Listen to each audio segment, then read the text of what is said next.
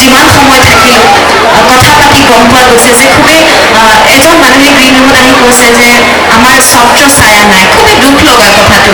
গতিকে ইমান এটা সংবেদনশীল কথাত ইমান এটা মহৎ উদ্দেশ্য লৈ আজিৰ এই সভাৰ উদ্দেশ্য।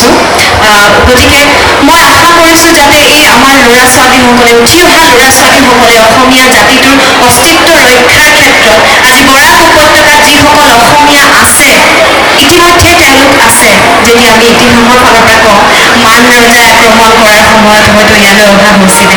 যি কি নহওক, কাৰণ যিহেতু তেওঁলোকে ইমান বছৰে নিজৰ অস্তিত্ব ৰক্ষা কৰিছে, নিজৰ লগতে স্বাভিমান এৰি দিয়া নাই, গতিকে আজিৰ এই যি সভাৰ উদ্দেশ্য সেয়া সঁচাকৈ সফল হওক।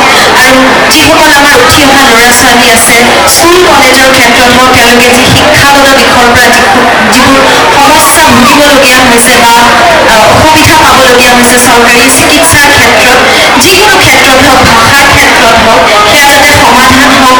আপোনালোকে যদি বিচাৰিছে এখন ছত্ৰ ছায়া, সেয়াও যাতে আপোনালোকৰ মনোকামনা পূৰ্ণ হওক, সেয়াই কামনা ৰাখিছোঁ। আৰু লগতে এগৰাকী শিল্পী হিচাপে যিহেতু মোক আজি সাংস্কৃতিক সন্ধিয়া উদ্বোধন কৰিবলৈ মোৰ দায়িত্ব দি আপোনালোকৰ মাজলৈ মাতি অনা হৈছে, গতিকে মই ঘোষণা কৰিছোঁ যে আজিৰ এই সভাৰ এই সাংস্কৃতিক সন্ধিয়াৰ এই শুভ সন্ধিয়া উদ্বোধনী হৈছে। ধন্যবাদ জনাব বিচাৰিছোঁ সকলোকে, বহুত মৰম। আৰু মই ইয়ালৈ আহি আৰু এটা কথা কওঁ, মই আপ্লুত হৈছোঁ। আগতে মোৰ মনত এইটো প্ৰশ্ন আছিল যে ইয়াত যিহেতু মই এগৰাকী অভিনেত্ৰী, অসমীয়া চিৰিয়েল চাই নে নাচায়, কিন্তু ইয়াত আহি গম পাইছোঁ চাই, অৰ্ধাংগিনী জানমণি থাকেনি মানুহৰ মুখে মুখে। গতিকে মই আগুৱাই জানিব বিচাৰিছোঁ, আপোনালোকে অসমীয়া চিৰিয়েল চাই ন? চাই?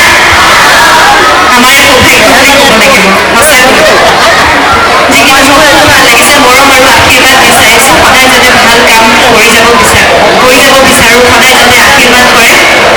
অৰ্ধাংগিনী আপোনালোকে চাই বুলি গম পাইছোঁ ইয়ালৈ আহিহে। সঁচাকৈ চাইছিল ন?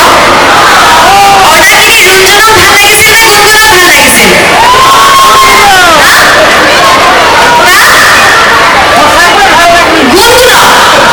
গুণগুণকতো কাৰে ভাল নালাগে? এই বাইদেউগৰাকী এতিয়া উঠি গৈছে, কওক বাইদেউ।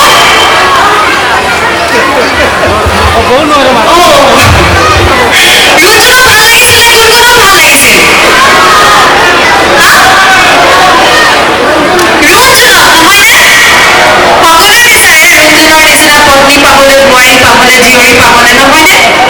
ইমান ত্যাগ, ইমান অমায়িক, ইমান শান্ত, গভীৰ, ধীৰ স্থিৰ এজনী ছোৱালী। কিন্তু মই ক'ব বিচাৰোঁ যে গুণগুণক কোনেও নিবিচাৰে। কিন্তু আচল কথা হ'ল ঘৰে ঘৰে লুকাই আছে আমাৰ প্ৰত্যেকগৰাকী নাৰীৰ মাজতে লুকাই আছে আমাৰ নাৰীৰ বিভিন্ন ৰূপ। ৰুণজন, গুণগুণ, চানমাই চানে ইয়াত নাচায় হ'বলা। ৰেঙনি চানেতো ইয়াত আহেনে? চায়নে? কি কোৱা হে? চৰি দেই, আজি এইখন মঞ্চত এনেকুৱা শব্দ প্ৰয়োগ কৰাটো সঁচাকৈ সঠিক নহয়। তথাপি মই চৰিত্ৰ দিশৰ ফালৰ পৰা মই অভিনেত্ৰী হিচাপে ক'ব লাগে, ডাইলগ বিচাৰিছোঁ। গতিকে মই আপোনালোকক লগ পাই ইয়ালৈ আজি আদৰসোণালৈ আহি, বৰাক উপত্যকালৈ আহি, কৰিমগঞ্জলৈ আহি সঁচাকৈ খুব অভিভূত হৈছোঁ। আপোনালোকৰ ৰাইজৰ আতিথ্য দেখি মই সঁচাকৈ আপ্লুত হৈছোঁ। কাৰণ ইমান এনেকুৱা এখন আছুতীয়া এখন ঠাইলৈ আহি আশা কৰা নাছিলোঁ যে এনেকুৱা অভ্যৰ্থনা পাম। সঁচাকৈ যিকেইঘৰে